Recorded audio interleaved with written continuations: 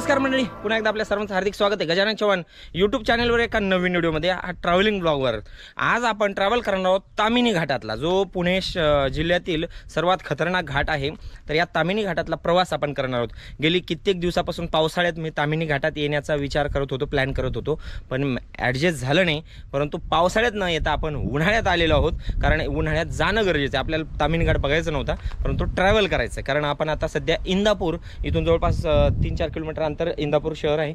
आपण आजचा प्रवास जो आहे तो इंदापूर ते या दिशेला पुणे हे शहर आहे, इथपर्यंतचा प्रवास आपण करणार आहोत. कारण हा खतरनाक तामिनी घाटातला प्रवास तुम्हाला पाहायला मिळणार आहे. आपण स्टार्ट करत आहोत इंदापूर शहरापासून ते पुणेकडला प्रवास. आपल्याला हा व्हिडिओ संपूर्ण पाहायचा, कारण तामिनी घाटातले सध्या उन्हाळ्यातले दिवस आहेत. काय पाहायला मिळतं का नाही ते मलाही माहीत नाही. मी फर्स्ट टाइम घाटात येतोय. काय जे पाहायला मिळेल ते आपण पाहूया. ड्रोन शक्य झालं ज्या ठिकाणी फ्लाय करता येईल तिथं आपण फ्लाय करणार नक्की आहोत. ड्रोन शॉट्स तुम्हाला पाहायला मिळणार आहेत. चॅनलला सबस्क्राईब करा, व्हिडिओला शेवटपर्यंत पहा आणि लाईक जरूर करा. चला तर मग सुरुवात करूया आजच्या ट्रॅव्हलिंग ब्लॉगला. तर मंडळी, आपण इंदापूरपासून प्रवासाला सुरुवात केलेली आहे. हेल्मेटचा काच वरी केल्यानंतर एवढ्या गरम झळ्या लागत आहेत आणि प्रवास करणं खूपच या वेळेमध्ये करणं खूप अवघड आहे आणि आपल्याला करणं गरजेचं आहे. पुढे भाले नावाचं गाव आहे 2 किलोमीटर, त्याच्या पुढे आपल्याला तासगाववरून सणसवाडी नावाचं गाव आहे. सणसवाडीकडे जायचं आहे. तिथून घाटाला प्रारंभ होतो, खास तामिनी घाटाला. आणि हा पण रस्ता काही कमी नाही आहे, म्हणजे एकदम वळणाचे रस्ते. तर मग आता नॉनस्टॉप आपण तिथपर्यंत प्रवास करणार आहोत. ओके,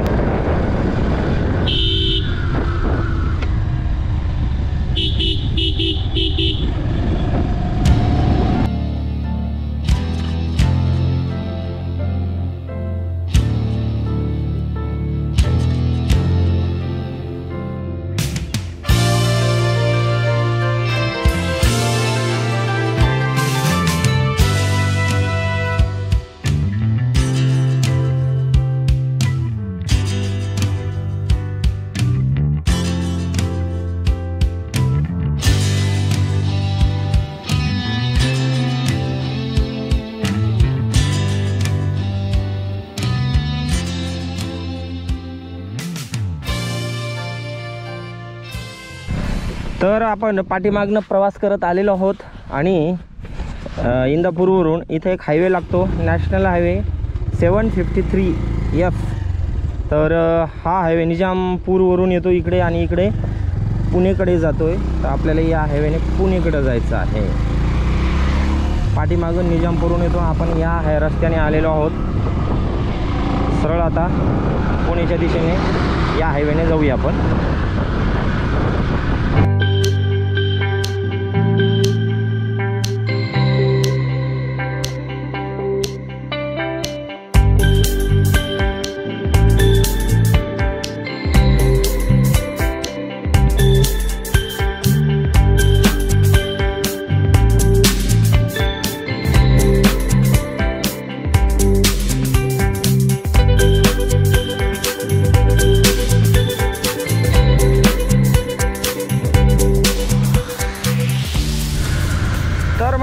विशेष म्हणजे याच महामार्गावरती म्हणजे 753F या महामार्गावरतीच आपल्याला तामिनी घाट पाहायला मिळणार आहे.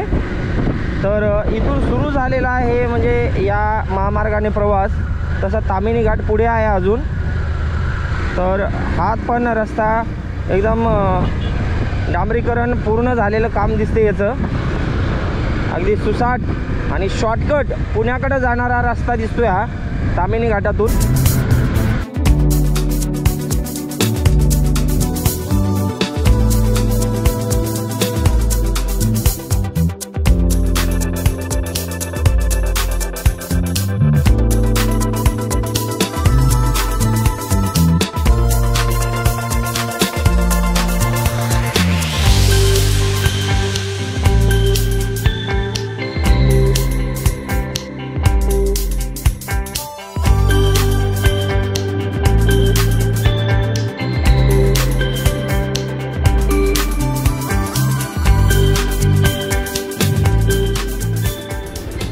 आपण तासगावामध्ये आलेलो आहोत. इथूनही पुढून जाता येतं, परंतु आता शॉर्टकट MIDC रोडने आपण जाणार आहोत, कारण इकडे सरळ पुढे गेल्यानंतर पुन्हा परत इकडंच यावं लागतं.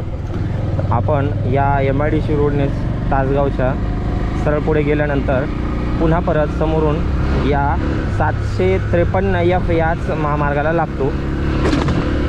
तासगावामधून आपण MIDC रोडला लागलेलो आहोत.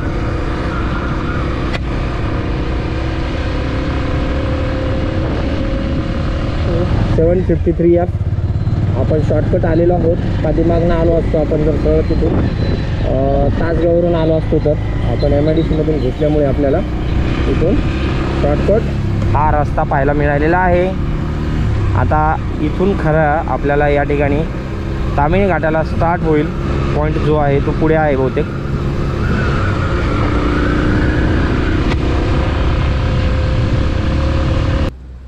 किती 550 किलो मंडळी. पुणे ते माणगाव असा जो 753F जो नॅशनल हायवे आहे तो हा आहे आणि याच नॅशनल हायवेवरती आपल्याला तामिनी घाट एक्सप्लोअर करता येईल, पाहता येईल. आणि म्हणजे सांगायचं तात्पर्य पश्चिम महाराष्ट्र आणि कोकण याला जोडणारा हा खास हायवे आहे आणि या जोडणाऱ्या हायवेवरतीच आपल्याला हा तामिनी घाट याचा स्टार्टिंग पॉईंट या ठिकाणी आपल्याला पाहायला मिळत आहे. आणि आता सुरू होतो आहे या तामिनी घाटातला भन्नाट असा प्रवास. चला तर मग सुरू करूया आपला प्रवास आणि पुढे जाऊन आपण काही ठिकाणी ड्रोन पण फ्लाय करणार आहोत. आपण तामिनी घाट चढायला माणगाववरून सुरुवात केलेली आहे. म्हणजे माणगाव दिशेकडून आपण या तामिनी घाटातला प्रवास सुरू करत आहोत. आणि बरेचसे लोक पुणेच्या दिशेने प्रवास सुरू करत असतात आणि या तामिनी घाटातला जो पहिला धोकादायक जो टर्न आहे तो आपल्याला इथं पुढे पाहायला मिळेल. एकदम यू आकाराचा हा टर्न आहे, वळण आहे.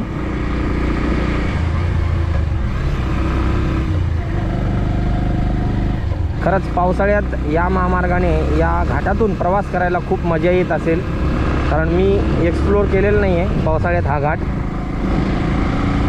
उन्हाळ्यात आलेलो आहे. उन्हाचे चटके बसत आहेत एकदम भयानक.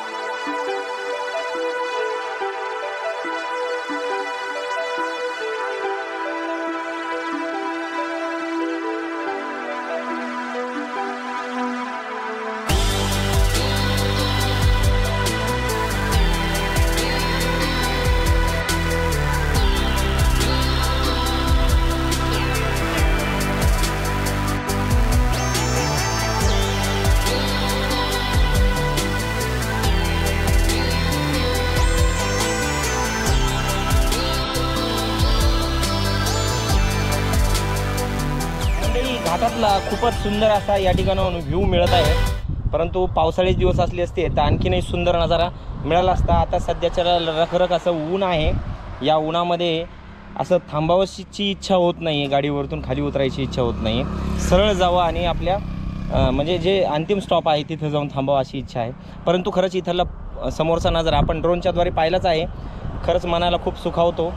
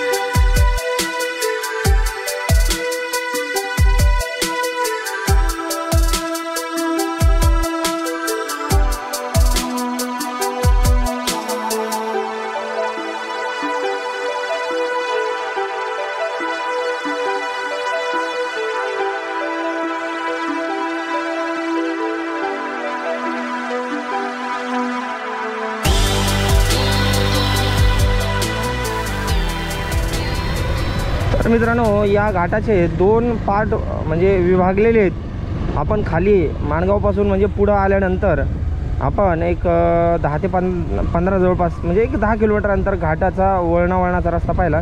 तिथून पुढे एक 10 किलोमीटर सरळ रस्ता आहे. आणि आता पुन्हा एकदा पुणे साईडला आपल्याला या ठिकाणी वळणाचा हा घाट, ताम्हिणी घाट पाहायला मिळत आहे. पहा पुन्हा एकदा आणखीन इकडल्या भागामध्ये मात्र हिरवळ जास्त आहे. पाठीमागं पाहिलं आपण थोडंसं रखरखीत भाग होता. इथं मात्र आपल्याला एकदम थंडगार वाटते. एवढ्या उन्हाच्या झळ्या खाली लागत होत्या, इथं मात्र एकदम छान आणि थंड वाटते. म्हणजे याचा अर्थ या ठिकाणी घनदाट झाडी वगैरे आपल्याला पाहायला मिळते. पाण्याचं प्रमाण जे आहे तर इथे जास्त आहे, कारण जे मूळ ताम्हिणी घाटातले धबधबे वगैरे पाहायला मिळतात तर ते याच घाटात पाहायला मिळतात, याच सेक्शनमध्ये पाहायला मिळतील. आपल्याला जागोजाग आपल्याला डोंगरावरून कोसळणारे धबधबे पाहायला मिळतील. आता तर नुसते आपल्याला कोरडे धबधबे पाहायला मिळत आहेत. वाव, काय झाडी आहे, काय झाडी, काय डोंगर, एकदम ओके सगळं. पण रस्ताच खूप छोटा आहे. सावधगिरीने गाडी चालवावं लागत आहे, कारण की समोरून आलेलं वाहन अचानक दिसत नाही आहे. मस्त थंडगार वाटते.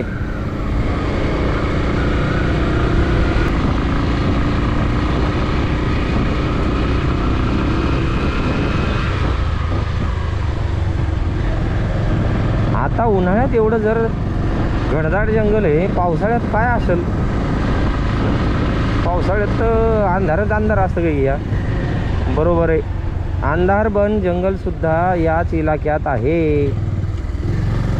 अंधारबन